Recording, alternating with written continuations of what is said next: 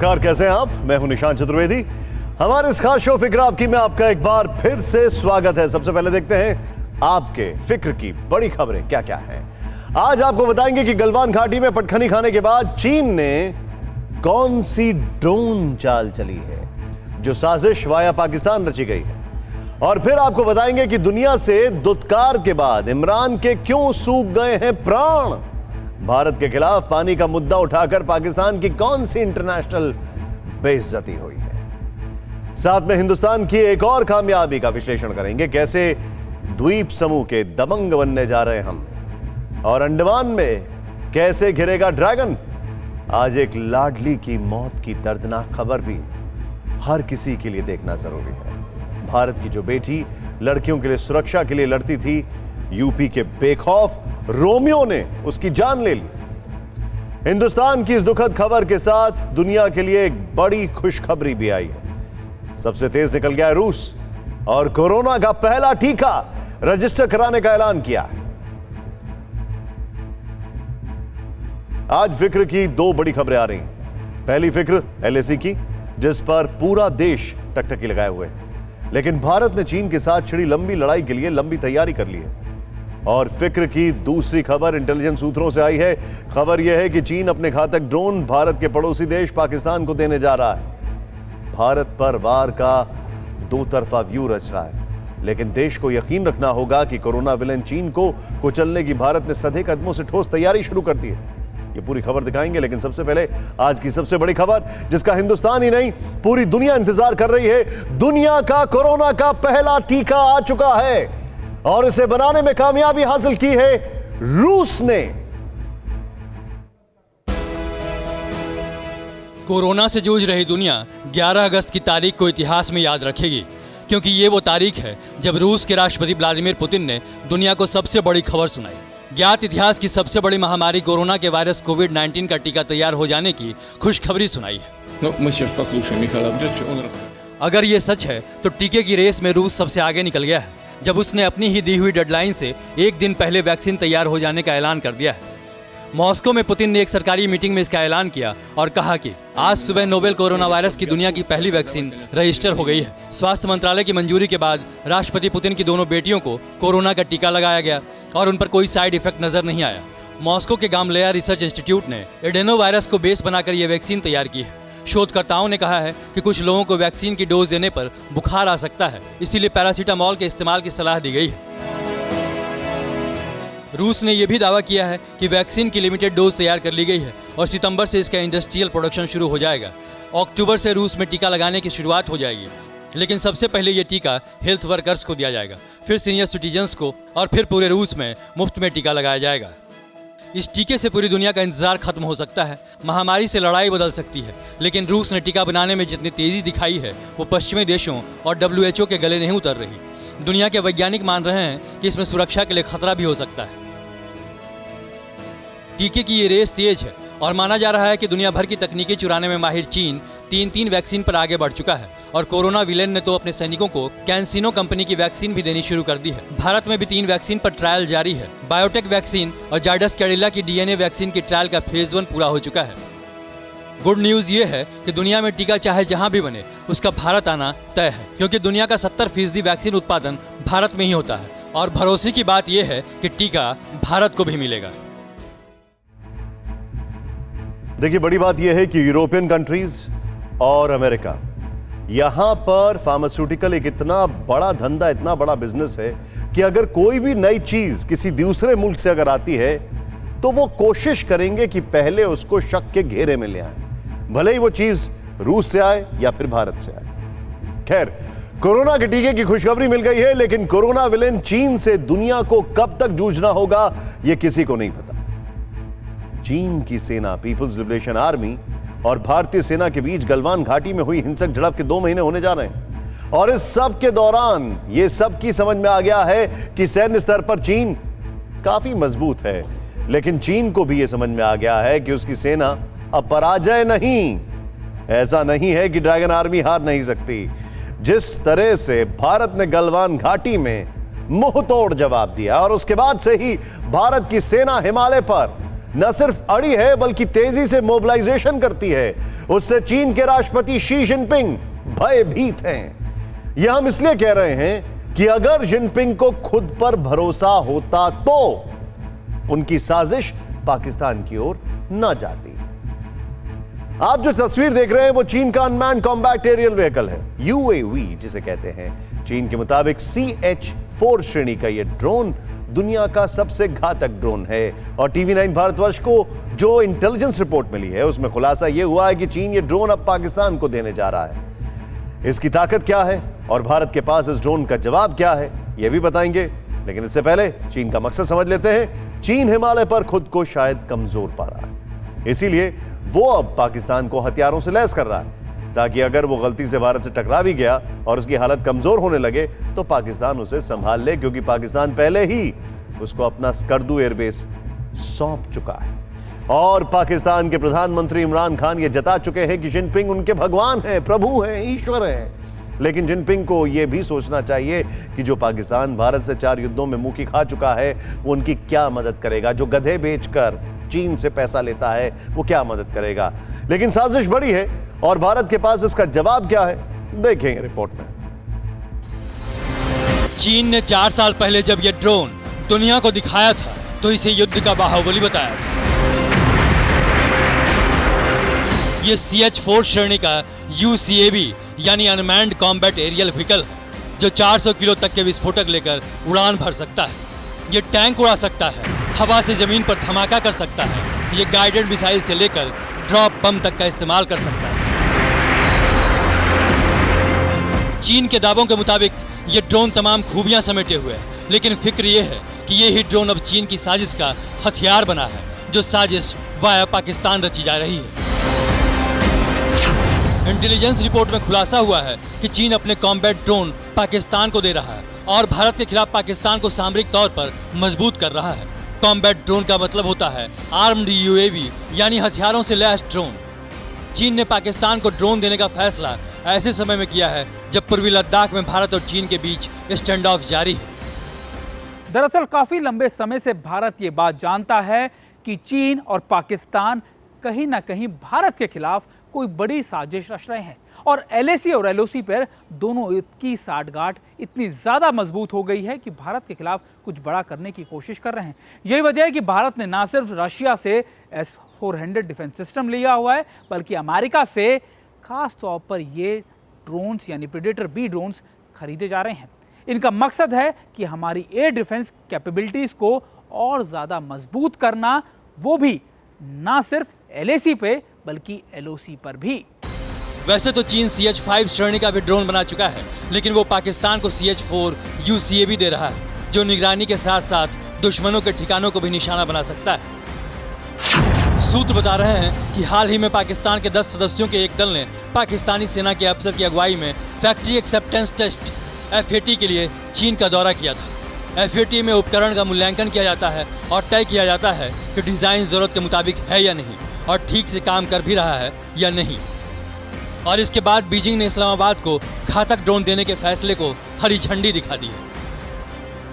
CH-4 UCAV की खासियत यह है कि ये 400 किलो तक विस्फोटक लेकर लगातार 40 घंटे तक उड़ सकता है। हालांकि इस ड्रोन में भी चीन की चोरी का तकनीक है। चीन का CH-4 UCAV अमेरिका के MQ-9 UCAV की ही कॉपी है। बताया जा रहा है कि इसी साल ये UCAV पाकिस्तान को सौंपने की प्रक्रिया शुरू हो सकती है, लेकिन चीन की इस बाहुबली की सबसे बड़ी दिक्कत यह है कि चीनी सेना की तरह ही चीन का यह ड्रोन भी युद्ध के मैदान में कभी उतरा ही नहीं। भले ही चीन ने CH-4 नाम के ये ड्रोन पाकिस्तान को देने का पूरा मन बना लिया है और जल्द ही ये पाकिस्तान की आर्मी के पास भी आ जाएंगे, लेकिन वहीं भारत भी अमेरिका से प्रेडेटर B ड्रोन्स खरीद रहा है। लेकिन इसमें सबसे बड़ा फर्क यह है कि चीन के ये ड्रोन ना तो ट्राई किए गए ना टेस्ट किए गए, यानी कभी भी इन्होंने जंग के किसी माहौल में इसका इस्तेमाल किया। वहीं दूसरी तरफ भारत अमेरिका से जो ड्रोन खरीद रहा है वो ना सिर्फ इराक में, अफगानिस्तान में, सीरिया में बल्कि कई बड़े ऑपरेशंस के अंदर इस्तेमाल किए जा चुके हैं। यानी चीनी माल की तरह चीन के ड्रोन का भी कोई भरोसा नहीं है। फिक्र की बात यह है कि ड्रोन के मामले में भी भारत को अभी और मजबूत होने की जरूरत है। यही वजह है कि भारत ने जब रूस से S-400 डिफेंस मिसाइल सिस्टम की डील की, तब अमेरिका से प्रेडेटर बी ड्रोन की भी डील की, और ये डेडली कॉम्बो युद्ध के मैदान में चीन की हर साजिश का जवाब होगा। चीन के CH-4 UCAV की कई खासियतें बताई जा रही हैं, लेकिन उन्हें कभी युद्ध के मैदान में नहीं परखा गया है। जबकि अमेरिका का प्रेडेटर बी ड्रोन अफगानिस्तान और इराक से लेकर सीरिया तक में अपनी ताकत दिखा चुका है। चीन ने अपने ड्रोन को हिमालय जैसे ऊंचे पर्वत पर नहीं भेजा, जबकि अमेरिका का ड्रोन उसी रण क्षेत्र में लड़ने में माहिर है जहां PLA बैठी। फिलहाल दुनिया ने भी चीन के ड्रोन CH-4 को खरीदना बंद कर दिया है, जबकि भारत आ रहा प्रेडेटर ड्रोन चीन के ड्रोन से ज्यादा बारूद लेकर उड़ सकता है और ज्यादा घातक साबित हो सकता है। यानी चीन डाल डाल चल रहा है तो भारत पात पात। चीन की हर चाल पर भारत आघात कर रहा है। चीन के इस ड्रोन का इस्तेमाल इराक ने किया था, लेकिन एक ऑपरेशन के बाद ही इसे हटा दिया। जॉर्डन की एयरफोर्स ने चीन के जो ड्रोन खरीदे थे वो बेच दिए, और अम्मान ने भी 3 साल में ही CH-4 ड्रोन से तौबा कर ली।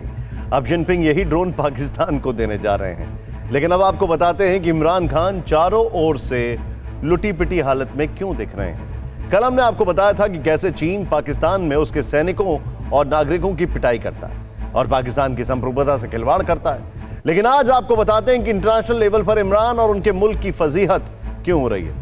वैसे भी पाकिस्तान की आदत रही है कि वो भारत को लेकर अंतर्राष्ट्रीय मंच पर रोता है, गाता है, चिल्लाता है, बार बार बेइज्जती झेलता है। ऐसा ही एक बार फिर हुआ है। भारत पाक पानी विवाद को लेकर पाकिस्तान ने वर्ल्ड बैंक के सामने हाथ फैला दिया है, लेकिन विश्व बैंक ने दो टूक कह दिया है कि ना तो इसमें मध्यस्थता करेंगे, ना हस्तक्षेप। जो भी करेगा वो कौन करेगा? वो भारत करेगा। हमारा हक का पानी पाकिस्तान में जाता रहा, अब एक बूंद पानी नहीं जाने दूंगा।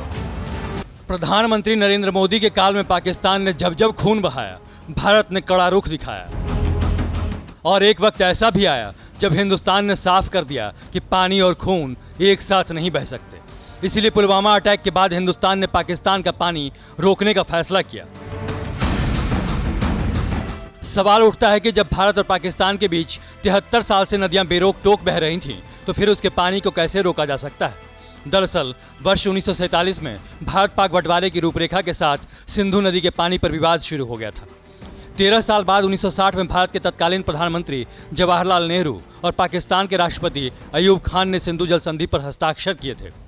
उस समझौते के मुताबिक सिंधु और उसकी 5 सहायक नदियों यानी कुल 6 नदियों को पूर्वी और पश्चिमी नदियों में बांटा गया। सिंधु, झेलम और चिनाब को पश्चिमी यानी पाकिस्तान के हिस्से में, और रावी, ब्यास और सतलज को पूर्वी यानी भारत के हिस्से में दिया गया। अब समझिए कि जब बंटवारा हो गया तो फिर सिंधु जल संधि को लेकर विवाद क्या है और पाकिस्तान अंतर्राष्ट्रीय मंच पर इसको ले जाने के लिए क्यों छटपटाता रहता है। दरअसल सिंधु जल संधि समझौते के तहत पश्चिमी नदियों का 80% से ज़्यादा पानी पाकिस्तान को मिलेगा, जबकि करीब 19% भारत को, और पूर्वी नदियों का 80% से अधिक पानी भारत को मिलेगा और पाकिस्तान को लगभग 19%। लेकिन होता ये रहा कि रावी, व्यास और सतलज मतलब भारत के हिस्से वाली नदियों से करीब 10% ज़्यादा पानी पाकिस्तान जाता रहा, और अब भारत अपनी इसी उदारता को खत्म करने में जुटा है। पाकिस्तान और भारत होने के बाद जो हमारी 3 नदियां पाकिस्तान को मिली थी, 3 भारत को मिली थी, हमारे 3 नदियों के अधिकार का पानी पाकिस्तान में जा रहा था। अब हम उस पर भी 3 प्रोजेक्ट करके ये पानी भी वापस यमुना में ला रहे हैं, तो आप समझ लीजिए कि यमुना में पानी ही पानी है। अब समझिए कि भारत आखिर पाकिस्तान जाने वाले पानी को कैसे रोक देगा। पिछले साल मार्च के महीने में भारत सरकार ने सिंधु की 900 किलोमीटर लंबी सहायक नदी चिनाब पर कुल 7 बांध बनाने को मंजूरी दी। भारत सरकार किशनगंगा नदी पर किशनगंगा और चिनाब नदी पर रताल पनबिजली संयंत्र का कंस्ट्रक्शन कर रही है। चिनाब पर बनने वाले सलाल पनबिजली प्रोजेक्ट, तुलबुल प्रोजेक्ट, किशनगंगा और रताल प्रोजेक्ट पर पाकिस्तान सवाल उठाता रहा है। तुलबुल परियोजना में एक नहर बनाकर किशनगंगा का पानी वुलर झील यानी झेलम नदी की ओर मोड़ दिया जाएगा। आपको बता दें कि कश्मीर के बांदीपुरा जिले में स्थित वुलर झील एशिया में ताजे पानी की सबसे बड़ी झील है। पाकिस्तान को डर है कि भारतीय पनबिजली परियोजना से पानी डाइवर्ट होगा तो उसके प्रोजेक्ट के लिए पानी मिलना मुश्किल हो जाएगा। इन्हीं परेशानियों को पाकिस्तान अंतर्राष्ट्रीय मंचों पर उठाता रहा है। साल 2010 में तुलुल परियोजना को लेकर पाकिस्तान अंतर्राष्ट्रीय ऑर्बिटेशन कोर्ट चला गया। साल 2013 में कोर्ट ने यह आदेश दिया कि भारत इस प्रोजेक्ट का निर्माण कर सकता है। सितंबर 2013 में पाकिस्तान ने रताल बिजली परियोजना पर आपत्ति जताई। साल 2016 में किशनगंगा प्रोजेक्ट पर वर्ल्ड बैंक ने आपत्ति जताई। मार्च 2018 में जब किशनगंगा में बिजली बननी शुरू हुई तो पाकिस्तान ने फिर वर्ल्ड बैंक का रुख कर लिया। अब एक बार फिर पाकिस्तान को इस मुद्दे पर वर्ल्ड बैंक से झटका लगा है। इस्लामाबाद में अपना 5 साल का कार्यकाल पूरा करने के बाद विश्व बैंक के पाकिस्तान मामलों के पूर्व निदेशक पेटच मुथु इलंगोवन ने एक अखबार को दिए इंटरव्यू में कहा, सिंधु जल संधि में विश्व बैंक के लिए ऐसा कोई प्रावधान नहीं है कि वो स्वतंत्र फैसला ले। भारत और पाकिस्तान को इस बारे में मिल बैठ कर तय करना चाहिए कि आगे कौन सा विकल्प होगा। यानी विश्व बैंक ने गेंद भारत के पाले में डाल दिया है और इसीलिए भारत ने पाकिस्तान को एक बार फिर बातचीत का प्रस्ताव दिया है। हिंदुस्तान का ये प्रस्ताव मिलने के बाद पाकिस्तान ने कहा कि दोनों देशों के बीच ये बातचीत अटारी बॉर्डर पर होनी चाहिए। हालांकि दोनों ही देशों में कोरोना वायरस के बढ़ते मामलों को देखते हुए भारत चाहता है कि ये बातचीत वर्चुअल तरीके से हो। यहां यह समझना जरूरी है कि पाकिस्तान यह सब इसलिए कर पा रहा है क्योंकि चीन उसे बार बार चाबी भरकर उकसाता है। लेकिन अब भारत के सामने दोनों ही देशों की एक भी पैतरेबाजी नहीं चल रही। आपको बता दें कि पाकिस्तान इस पानी के लिए इतना बेचैन हो रहा है क्योंकि उसकी खेती, बिजली और न्यूक्लियर प्लांट के लिए पानी इन नदियों से मिलता है। ऐसे में पाकिस्तान को यह सोचना चाहिए ताकि हाथ फैलाने वालों को हक नहीं जताना चाहिए, क्योंकि ये 2020 का भारत है और अब जो भारत को आंख दिखाएगा उसे भारत भी भीग देना बंद कर देगा। उदारता और आतंक एक साथ नहीं चलते, जैसे को तैसे जवाब मिलना ही चाहिए। इमरान खान वर्ल्ड बैंक से पानी होकर लौटे तो वहीं भारत अब पानी पर अपनी हुकूमत कायम करने के लिए बहुत सदे हुए कदमों से आगे बढ़ रहा है। कहते हैं कि जिसने समंदर पर राज किया दुनिया उसी की है और इसकी वजह है समुद्री व्यापार, जिसे लेकर चीन का विस्तारवाद नीले सागर में भी फैल रहा है। लेकिन देर ही सही हिंदुस्तान ने समुद्री रास्तों पर एक बार फिर अपनी पकड़ मजबूत करनी शुरू कर दी है। और कैसे, यह शायद आपको अब तक पता भी नहीं चला होगा। अंडमान निकोबार और उसके आसपास के द्वीपों को भारत ने 2300 किलोमीटर के फाइबर नेटवर्क से जोड़ दिया है। क्या बात। अब आपको समझाते हैं कि अंडमान निकोबार में मिली यह सफलता कितनी बड़ी है। भारत ने चेन्नई से पोर्ट ब्लेयर से लिटिल अंडमान और पोर्ट ब्लेयर से स्वराज द्वीप तक सबमरीन फाइबर केबल बिछा दिया है। समंदर के भीतर करीब 2300 किलोमीटर तक केबल बिछने का यह काम सिर्फ 19 महीने में पूरा किया गया। बीएसएनएल को इस परियोजना में 1224 करोड़ रुपए ही खर्च करने पड़े। गहरे समंदर में सर्वे करना, केबल की क्वालिटी बनाए रखना, विशेष जहाजों से केबल बिछाने का यह काम इतना आसान नहीं था जितनी शांति से भारत की सरकार ने यह काम पूरा कर लिया। इसका सीधा असर यह है कि अब हमारे द्वीप समूह में भी ऑनलाइन पढ़ाई से लेकर टूरिज्म से कमाई हो, बैंकिंग हो, शॉपिंग हो या टेलीमेडिसिन दवाई हो, सब आसान हो गया। लेकिन इस फाइबर केबल ने देश को सामरिक रूप से सबसे ज्यादा मजबूत बनाया है। हिंद महासागर हजारों वर्षों से भारत की सामरिक सामर्थ्य का सेंटर बना रहा है और अब वहीं पर भारत अपनी पकड़ मजबूत करने के लिए उतरा है। कैसे, यह हम आपको जरा ग्राफिक्स के जरिए समझाते हैं। चेन्नई से पोर्ट ब्लेयर तक, जरा ध्यान से देखें आप, चेन्नई से पोर्ट ब्लेयर के समंदर तक के भीतर सिर्फ केबल बिछाए गए जो पोर्ट ब्लेयर से लेकर लिटिल अंडमान और स्वराज द्वीप तक फैला हुआ है। यह जरा गौर करें आप इस पर। इसका असर यह होगा कि भारत इन द्वीपों पर मजबूत स्थिति में होगा, हर पल इन द्वीपों से जुड़ा रहेगा और जब सुविधा बढ़ेगी तो यहां पर भारत अपना बहुत बड़ा नेवल बेस बना सकता है। हम भी आगे बढ़ रहे हैं। अंडमान निकोबार में पकड़ बनते ही आसियान देशों में यानी Myanmar, Thailand, Vietnam, Cambodia, Laos को चीन का एक विकल्प भी मिल जाएगा, जहां चीनी सबमरीन ऑप्टिकल फाइबर का जाल पहले से मौजूद है। इतना ही नहीं, भारत के पास करीब 7500 किलोमीटर का समुद्र तट है। हमारे पश्चिम, उत्तर और दक्षिण के हिस्सों में समुद्र है, लिहाजा अंडमान एक ऐसा ठिकाना है जहां से सभी समुद्री तटों की निगरानी आसानी से की जा सकती है। भारत ने अंडमान में स्ट्रैटेजिक कमांड भी बना रखी है। अब सुनते हैं एक्सपर्ट्स का क्या कहना है। हम ये चाहते हैं कि जो शिप्स यहाँ से पास होंगे, जो गल्फ का एरिया है हमारे, जो हरमौज कहलाती है, उसमें हम अपनी ताकत बनाए रखें और चाइना उस पर अपनी ताकत ना बना सके। तो इस सी लेन्स की स्ट्रेटेजिक इम्पोर्टेंस बहुत ज़्यादा है। सारा वर्ल्ड का ट्रेड इन सी लेन से चलता है, इसकी इंटरनेशनल लॉज बनी हुई हैं, लेकिन चीन उसमें दखल अंदाजी करके इन सी लेन्स के ऊपर कब्जा करना चाहता है, उसको डोमिनेट करना चाहता है। हिंद महासागर में भारत और अमेरिका की दोस्ती दुनिया के बदले समीकरण को ताकत दे सकती है। इसलिए भारत सिर्फ नेवल बेस की ही नहीं बल्कि नेवी की ताकत के बारे में भी सोच रहा है। इसलिए मोदी सरकार 42,000 करोड़ के एक प्रोजेक्ट को हरी झंडी देने जा रही है, जिस प्रोजेक्ट के तहत भारत खुद परमाणु ऊर्जा से चलने वाली 6 पनडुब्बियां तैयार करेगा। दुनिया का तीसरा सबसे बड़ा समुद्र हिंद महासागर, और यह है हिंद महासागर का नायक हिंदुस्तान। इसी नीले जल क्षेत्र में चीन और पाकिस्तान की साजिश की धज्जियां उड़ाने के लिए हिंदुस्तान ने मेगा सबमरीन प्लान तैयार किया है। सबमरीन प्लान का मतलब हिंद महासागर में चीन की हरकतों का करारा जवाब देने के लिए घातक पनडुब्बियों की तैनाती, जो परमाणु ऊर्जा से अपने ऑपरेशन को अंजाम देती है।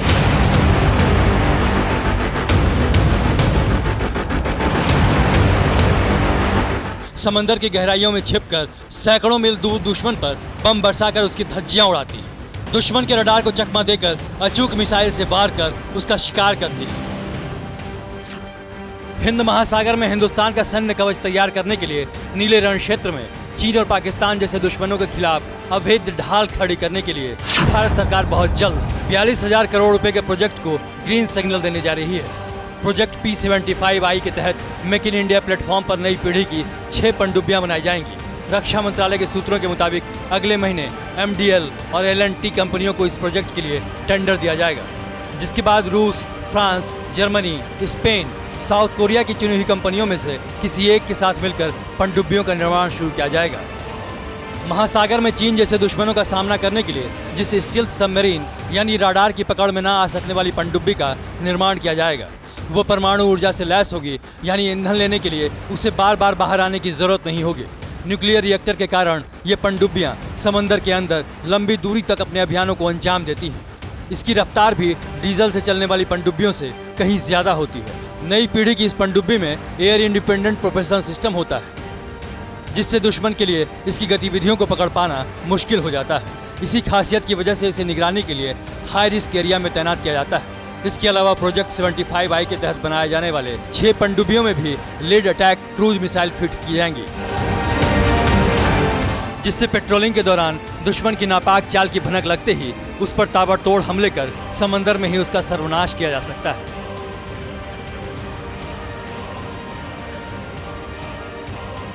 अब भारत 75I बनाने जा रहा है, स्टेल्थ सबमरीन बनाना जा रहा है, लेकिन ये है कि जो प्रोजेक्ट पहले स्कॉर्पियन का बन रहा है मजगांव डॉक में 6 और 2 तो बन गए हैं, उनके पास एक्सोसेट मिसाइल है, वो भी स्टेल्थ सबमरीन है, सुप्टिक्स उनका कंट्रोल करता है। उम्मीद है कि प्रोजेक्ट P75 में 2021 से 22 तक घातक पनडुब्बियां बननी शुरू हो जाएंगी और 7 साल के भीतर भारतीय नौसेना को पहली नई पनडुब्बी मिल जाएगी। फिलहाल भारतीय नौसेना के पास 2 स्कॉर्पियन और 13 डीजल इलेक्ट्रिक सबमरीन हैं। इनके अलावा भारतीय नौसेना के पास परमाणु ऊर्जा से चलने वाली 2 पनडुब्बियां भी समंदर में तैनात हैं। 2022 तक फ्रेंच ओरिजिन की 4 और स्कॉर्पियन की डिलीवरी मिल जाएगी, जिनका 23,000 करोड़ से ज्यादा खर्च पर मेजागॉन डॉक्स पर निर्माण चल रहा है। हिंद महासागर में अपने पैर पसार रहे चीन के पास 50 डीजल इलेक्ट्रिक और 10 न्यूक्लियर सबमरीन मौजूद हैं, जबकि पाकिस्तान के पास 5 पनडुब्बियां हैं। इसके अलावा पाकिस्तान ने चीन से 8 युआन क्लास सबमरीन की डील की है, जो अगले साल से पाकिस्तान की नौसेना में शामिल होने लगेंगी। लेकिन भारत के पास दुश्मन की हर तैयारी का कार्ड मौजूद है। Make in India project P75I में अगले कुछ सालों में भारतीय नौसेना के बेड़े में न सिर्फ 18 नई पारंपरिक पनडुब्बियां शामिल होंगी, बल्कि 6 परमाणु हमले की क्षमता से लैस पनडुब्बियां और 4 लंबी दूरी तक परमाणु हमला करने में सक्षम मिसाइलों से लैस पनडुब्बियां भी भारतीय नौसेना की शान बढ़ाएंगी। माना कि चीन ने पिछले 40 सालों में बहुत तरक्की कर ली है, वो हिंदुस्तान से बहुत आगे निकल चुका है, लेकिन LAC पर भारत ने जैसे ही तेवर दिखाए दुनिया के समीकरण बदलने लगे और अब अमेरिका से एक ऐसा संदेश आ रहा है जो भारत की विदेश नीति की आलोचना करते रहे लोगों के मुंह पर बहुत बड़ा तमाचा है। अमेरिका के डेमोक्रेट और रिपब्लिकन, आप इसकी गंभीरता समझें। कि इन दोनों ही पार्टियों ने भारत से दोस्ती जारी रखने और इस दोस्ती को निभाने का वादा किया, यानी ये दोस्ती नवंबर और ट्रंप तक ही सीमित नहीं है। ये ट्रंप के साथ भी और ट्रंप के बाद भी चलने वाली दोस्ती है। कैसे, आप देखें। तन्मित्रम यत्र विश्वासः, यानी friendship is where trust is unshakeable. पूरब और पश्चिम का ये मेल पिछले 4 सालों में कई बार दिखा है, कई जगहों पर दिखा है, कई तरीके से दिखा है।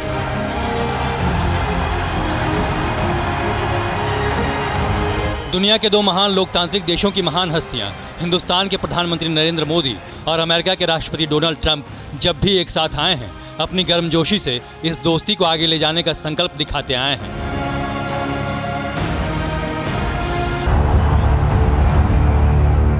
हिंदुस्तान और अमेरिका की इसी दोस्ती पर अब अमेरिका के सांसदों ने सीमेंट की अटूट चादर चढ़ा दी है, जो एलएसी पर धौंस दिखा रहे चीन के राष्ट्रपति शी जिनपिंग की नींद हराम करने के लिए काफी है। जिनपिंग की मीडिया लगातार कहती रही है कि हिंदुस्तान और अमेरिका की दोस्ती सिर्फ नवंबर तक ही है। अगर अमेरिकियों ने आने वाले चुनाव में डोनाल्ड ट्रंप को बाहर का रास्ता दिखा दिया तो मोदी से ट्रंप बिछड़ जाएंगे और अमेरिका भारत की दोस्ती बिखर जाएगी। लेकिन अब खुद अमेरिका ने साफ कर दिया है कि अगर डोनाल्ड ट्रंप चुनाव जीत जाते हैं तो भारत की दोस्ती ट्रंप के साथ भी जारी रहेगी और उनके बाद भी जारी रहेगी।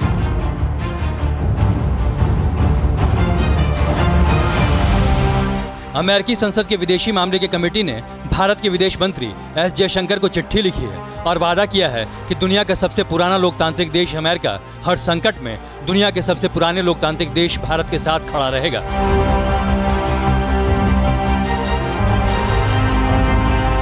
दरअसल कोरोना वायरस के महाप्रकोप ने दुनिया में दोस्ती और दुश्मनी का समीकरण पूरी तरह बदल दिया है।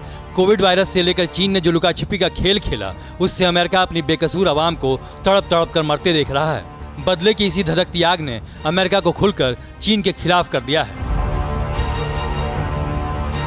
दूसरी तरफ इसी कोरोना काल में भारत ने दुनिया का एक ऐसा भरोसा जीता कि अमेरिका भी हिंदुस्तान के करीब आ चुका है और अमेरिका ने यह भी दिखा दिया है कि वो इस दोस्ती को कितना आगे ले जा सकता है।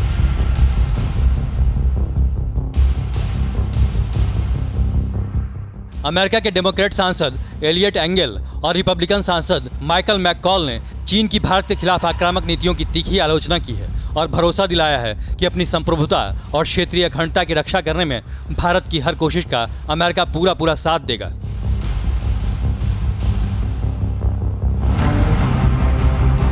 अमेरिकी सांसदों ने चीन को खरी खरी चेतावनी दी है और कहा है कि भारत के साथ सीमा पर तनाव हिंद प्रशांत महासागर क्षेत्र में चीनी सरकार के गैरकानूनी और आक्रामक नीतियों का हिस्सा है।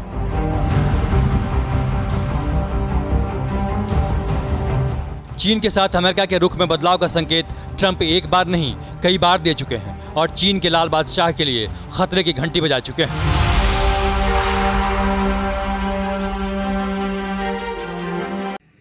अमेरिका में नवंबर में होने वाले चुनाव में प्रेसिडेंट ट्रंप दोबारा आए या जो बिडेन आए, लेकिन किसी भी पार्टी का कोई भी प्रेसिडेंट बने, अब ये तय है कि अमेरिका और इंडिया की पार्टनरशिप और रिलेशनशिप बढ़ती ही जाएगी।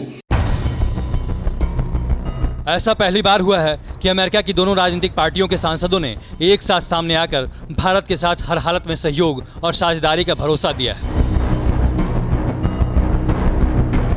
इतना ही नहीं, अमेरिका के दिग्गज सांसद माने जाने वाले एलियट एंगल और माइकल मैककॉल ने फरवरी में दिए पीएम मोदी के बयान को दोहराया है कि भारत और अमेरिका के बीच सिर्फ साझेदारी भर नहीं है, ये इससे कहीं अधिक और नज़दीकी रिश्ता है जिसका असर 21वीं सदी में और आगे दिखेगा। हालांकि जिनपिंग पर भी इसका असर दिखने लगा है। चीन में अमेरिकी सांसदों की चिट्ठी देखकर खलबली मच चुकी है, क्योंकि चीन इस दोस्ती का अंजाम अच्छी तरह से जानता है। इससे पहले अमेरिकी विदेश मंत्री माइक पॉम्पियो के आगाह करने के ठीक बाद अमेरिका ने भारत की मदद में यूएसएस निमित्ज को नीले रण क्षेत्र में भेज दिया था। यह भारत की जरूरत नहीं है। जो आजकल हिंद महासागर में हो रहा है जो पैसिफिक ओशन में हो रहा है उसमें जो चीन भी चीन यूएसए के लिए भी एक बड़ा खतरा बनता जा रहा है। यानी दुनिया जो बदलाव देख रही थी वो बदलाव पूरा हो चुका है। भारत के मसले पर अमेरिका की राजनीति बड़ी करवट ले चुकी है। अब भारत और अमेरिका की दोस्ती वहां की पार्टी पॉलिटिक्स से ऊपर उठ चुकी है। ये भारत के नेतृत्व ने दिखा दिया है कि अमेरिका में राष्ट्रपति चाहे डेमोक्रेट हो या फिर रिपब्लिकन, दोस्ती बनी रहेगी, दोनों देश आगे बढ़ते रहेंगे। नवंबर में चुनाव का नतीजा चाहे जो भी हो, डेमोक्रेट जो बाइडेन भी अमेरिका के राष्ट्रपति बने तो मोदी और बाइडेन साथ मिलकर दोस्ती का नया अध्याय लिखते रहेंगे। और अगर ट्रंप ने वापसी की तो भी ये दोस्ती जारी रहेगी।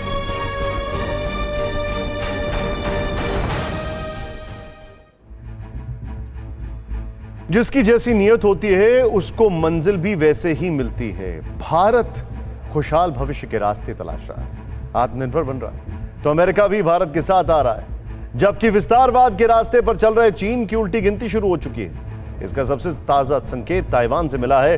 वो ताइवान जिससे दोस्ती को अमेरिका ने प्रतिष्ठा का प्रश्न बना लिया है, तो चीन ने दुश्मनी का सबसे बड़ा मोर्चा। लेकिन ताइवान के मन से चीन और उसकी सेना का डर खत्म हो चुका है। लिहाजा चीन से कई गुना छोटा और कमजोर मुल्क ताइवान भी चीन को सबक सिखाने पर उतारू है। क्योंकि वो अकेला नहीं है, उसके साथ अमेरिका भी ताल ठोक कर खड़ा है। नतीजा यह हुआ कि एक छोटे से देश ताइवान ने जिनपिंग के फाइटर जेट्स की हवा में ही हवा निकाल दी। देखें ये रिपोर्ट। एक कहावत है, दिया बुझने से पहले फड़फड़ाता है, और इन दिनों चीन जिस तेवर के साथ फड़क रहा है वो इसी का सिग्नल है। ये चीन का नया प्रोपेगेंडा वीडियो है जिसमें साउथ चाइना सी के तट पर ताइवान के पास लाइव एयर डिफेंस ड्रिल का दावा किया जा रहा है।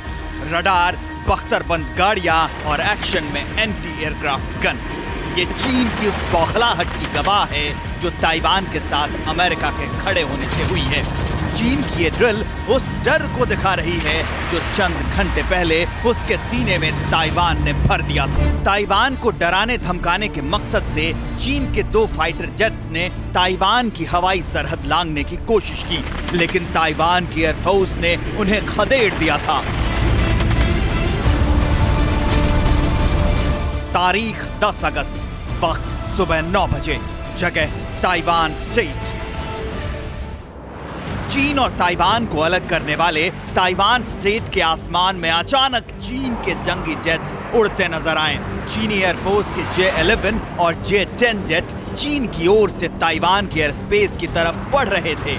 पहले तो उन्हें ताइवान की एयरफोर्स ने आगाह किया, लेकिन जब वो नहीं माने तो ताइवान की ओर से चीनी फाइटर जेट्स की ओर एंटी एयरक्राफ्ट मिसाइलें दागी गईं और ताइवान के F-16 फाइटर जेट्स ने चीन के घुसपैठिए विमानों को वापस खदेड़ दिया। लेकिन चीन ने हवाई घुसपैठ किस बात से बौखला कर की, अब वो भी समझ लीजिए। ये अमेरिका के स्वास्थ्य मंत्री एलेक्स अजार और ताइवान के राष्ट्रपति साई इंग-वेन की मुलाकात की तस्वीर है। आप सोचेंगे इसमें क्या बड़ी बात है, तो जान लीजिए 1979 के बाद से यानी बीते 41 सालों में पहली बार अमेरिका का कोई मंत्री ताइवान पहुंचा था, और इसी बात से ताइवान पर अपना दावा ठोकने वाला चीन सुलग उठा है। ताइवान के विदेश मंत्री ने आशंका जताई कि चीन की ओर से ताइवान में लोगों की आजादी छीने जाने का खतरा लगातार बरकरार है, ठीक वैसे ही जैसे इस वक्त चीन हांगकांग में कर रहा है। और उसी कड़ी में हांगकांग में लोकतंत्र की समर्थक लीडर एग्नेस चाउ को गिरफ्तार कर लिया गया है, जो साबित करता है कि बीजिंग ने हांगकांग में अपना राष्ट्रीय सुरक्षा कानून क्यों थोपा था। 30 जून से हांगकांग में लागू किए गए चीन के काले कानून का शिकार वहां के मीडिया टाइकून कहे जाने वाले जिमी लाई भी बन चुके हैं। इनका जुर्म सिर्फ यही है कि ये चीन के जुल्मों से दुनिया को वाबस्ता कराते रहते हैं। लेकिन बीजिंग के लाल बादशाह को ये बात भला कैसे गवारा होती, इसलिए इन्हें सलाखों के पीछे भेज दिया गया, जिस पर अमेरिका के विदेश मंत्री ने चीन पर हमला बोला। जिमी लाई एक राष्ट्रभक्त हैं जो हांगकांग के लोगों की भलाई चाहते हैं। उनकी गिरफ्तारी के कदम से ये संभावना प्रबल हो गई है कि बीजिंग हांगकांग की स्थिति को बदलने में कामयाब नहीं हो सकेगा। माइक पॉम्पियो ने जो संभावना जताई है उसके संकेत भी सोशल मीडिया पर मिलने लगे हैं, जहां जिमी लाई और इग्नेस चाउ की गिरफ्तारी से सोशल मीडिया पर एक बार फिर चीन के खिलाफ चिंगारी भड़कने लगी है।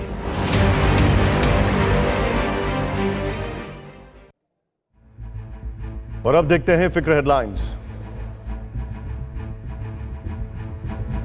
रूस ने किया कोरोना की पहली वैक्सीन बनाने का दावा। राष्ट्रपति पुतिन की बेटी को लगाया गया पहला टीका। अगले साल जनवरी में आम लोगों का वैक्सीनेशन होगा शुरू। कोरोना पर मुख्यमंत्रियों के साथ बैठक में बोले पीएम मोदी, सही दिशा में चल रही है कोरोना के खिलाफ जंग। 72 घंटे में संक्रमण पहचानने की बनाई रणनीति। रिया की याचिका पर सुप्रीम कोर्ट ने फैसला रखा सुरक्षित। पटना से केस मुंबई ट्रांसफर करने और सीबीआई से जांच न करवाने की याचिका में की गई है मांग। अमेरिका में पढ़ने वाली छात्रा सुदीक्षा की बुलंदशहर में मौत पर पुलिस का बयान। एक्सीडेंट में हुई छात्रा की मौत, घर वालों का आरोप छेड़खानी की वजह से गई जान। सचिन पायलट की वापसी पर बोले अशोक गहलोत, बीजेपी की साजिश हुई नाकाम। गहलोत का नाम लिया बिना, पायलट ने कहा राजनीति में शब्दों की गरिमा का रखना चाहिए ध्यान। आत्मनिर्भर भारत अभियान के तहत रक्षा उपकरणों का उत्पादन बढ़ाने के लिए बड़ा ऐलान।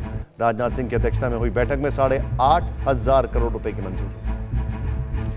जम्मू कश्मीर के 2 जिलों में 4G इंटरनेट सेवा शुरू करने पर किया जा रहा है विचार। केंद्र ने सुप्रीम कोर्ट में दिया जवाब, 15 अगस्त के बाद शुरू होगी कवायद। 16 अगस्त से शुरू होगी माता वैष्णो देवी की यात्रा। जम्मू कश्मीर प्रशासन ने जारी की गाइडलाइन। 60 साल से ज्यादा उम्र के बुजुर्ग और 10 साल से कम उम्र के बच्चों को मंदिर में प्रवेश की इजाजत नहीं। मशहूर शायर राहत इंदौरी नहीं रहे। 70 साल की उम्र में इंदौर के अरविंदो अस्पताल में हुआ निधन। कोरोना से संक्रमित होने के बाद हुए थे भर्ती। अब बात उस घटना की जो हुई तो बुलंदशहर में है, लेकिन वो उत्तर प्रदेश में रहने वाले हर शख्स के लिए फिक्र की बात है, क्योंकि एक बेटी की जान गई है। उसे उन मंचलों ने मार डाला जिनके हौसले इस निजाम में बेहद बुलंद थे। 21 दिन पहले गाजियाबाद में भांजी से छेड़खानी के विरोध करने पर पत्रकार के मर्डर को लोग भूले नहीं कि बुलंदशहर में एक घटना ने एक बार फिर उत्तर प्रदेश की बेटियों के माता पिता का कलेजा कपा गया। सुदीक्षा नाम की एक होनहार बच्ची मंचलों की छेड़खानी से बचने के दौरान सड़क हादसे का शिकार हो गई और उसकी जान चली गई।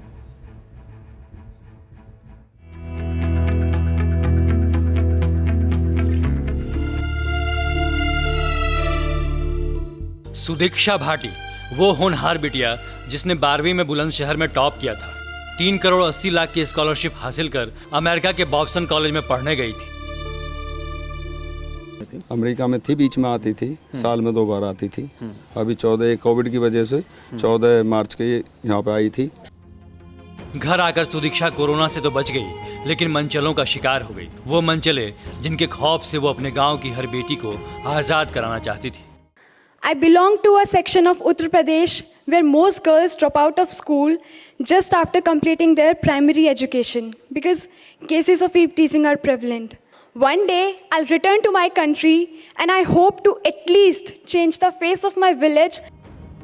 सुदीक्षा सोमवार की सुबह अपने चाचा और चचेरे भाई के साथ दादरी के अपने गांव से बाइक पर अपने मामा के घर बुलंदशहर जा रही थी। बाइक का बुलेट सवार 2 युवकों ने पीछा किया। अचानक टेक ओवर करके बुलेट सवार युवकों ने ब्रेक लगा दिया। इससे सुदीक्षा जिस बाइक पर थी उसका संतुलन बिगड़ गया और हादसे में उसकी मौत हो गई। ब्रेक लेते ही मैं भी गिर गया हूँ। भतीजी मेरी सुदीक्षा भाटी वो पीछे की तरफ गिर गई है। उसका सर जमीन में लगा है और उसके सर से चोट आई है और वो बाइक वाले वहाँ से भाग चुके थे। इस बीच घटनास्थल से करीब 3 किलोमीटर दूर एक दुकान के सीसीटीवी में बुलेट सवार संदिग्धों की तस्वीरें कैद हुई हैं, जिसके आधार पर पुलिस जांच तो कर रही है, लेकिन इसे छेड़खानी का मामला मानने को तैयार नहीं है।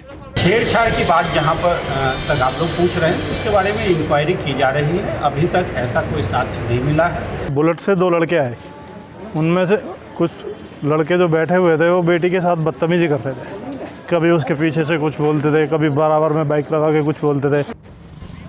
मामले की जांच को लेकर पुलिस के रवैये पर सवाल उठ रहे हैं। हालांकि अब सुदीक्षा लौट नहीं सकती, लेकिन अगर पुलिस चाहे तो और बेटियों को बचा सकती है। मनचलों के दिल में कानून का ऐसा डर पैदा कर दे जिससे कोई भी किसी भी बेटी पर बुरी नजर डालने की हिम्मत न कर सके।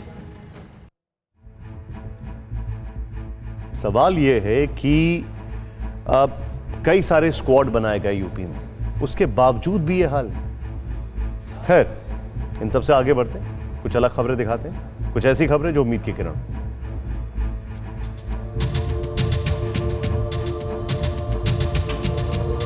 देश में भले ही कोरोना के नए मामले तेजी से आ रहे हैं, लेकिन इस बीच अच्छी खबर भी आ रही है। स्वास्थ्य मंत्रालय के आंकड़ों के मुताबिक डेथ रेट लगातार गिरते हुए 2% से नीचे पहुंच गई है। राहत की दूसरी खबर यह है कि रिकवरी रेट भी 70% के करीब पहुंच गया है। लोगों को कोरोना वायरस के संक्रमण से आगाह करने के लिए बनाए गए आरोग्य सेतु ऐप ने वर्ल्ड रिकॉर्ड बना डाला है। लॉन्चिंग के महज 5 महीने में आरोग्य सेतु ऐप के 15 करोड़ डाउनलोड हुए हैं। इस तरह आरोग्य सेतु ऐप दुनिया में सबसे ज्यादा डाउनलोड किया जाने वाला कॉन्टैक्ट ट्रेसिंग ऐप बन गया है। 2 अप्रैल 2020 को लॉन्च होने के बाद से अब ये ऐप 15 करोड़ यूजर्स को पार कर गया है। सुप्रीम कोर्ट ने महिलाओं के हक में एक बड़ा फैसला दिया है। कोर्ट ने कहा है कि पैतृक संपत्ति में बेटी का बेटे के बराबर हक है। बता दें कि 2005 में हिंदू उत्तराधिकार अधिनियम 1965 में संशोधन कर पैतृक संपत्ति में बेटियों को बराबरी का हिस्सा देने का प्रावधान किया गया था, लेकिन ये साफ नहीं था कि अगर पिता की मृत्यु 2005 से पहले हुई हो तो क्या होगा। आज सुप्रीम कोर्ट ने साफ कर दिया कि भले पिता की मृत्यु 2005 से पहले हो गई हो, बेटियों का संपत्ति पर बराबर हक होगा। गणेशोत्सव के लिए तमिलनाडु के कोयम्बटूर में एक मिनिएचर आर्टिस्ट ने भगवान गणेश की जो मूर्ति बनाई है वो सुर्खियों में है। कोरोना वायरस के खिलाफ भारी जंग में लोगों के बीच जागरूकता बढ़ाने के लिए कलाकार ने गणपति बप्पा को कोरोना योद्धा की तरह दर्शाया है जो कोरोना वायरस का खात्मा कर रहे हैं। और अब जो है सो है।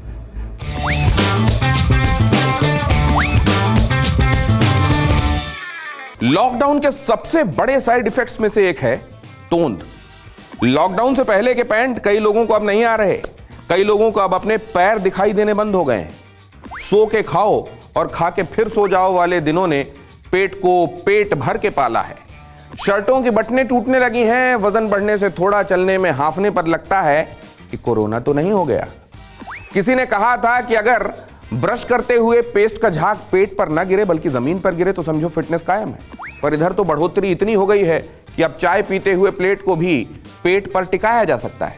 मेरे एक दोस्त का कहना है कि मैं दर्जी को पेट तक चढ़े पैंट की माप देकर आया था, लेकिन वो बस अरमान निकालने की बात होती है। आखिरकार तो पैंट को कमर पर ही टिकाना होता है। अब गैलस और बेल्ट का ही सहारा है, बाकी तो जो है सो है। परवाह देश की, सोमवार से शुक्रवार रात 10 बजे TV9 भारतवर्ष पर।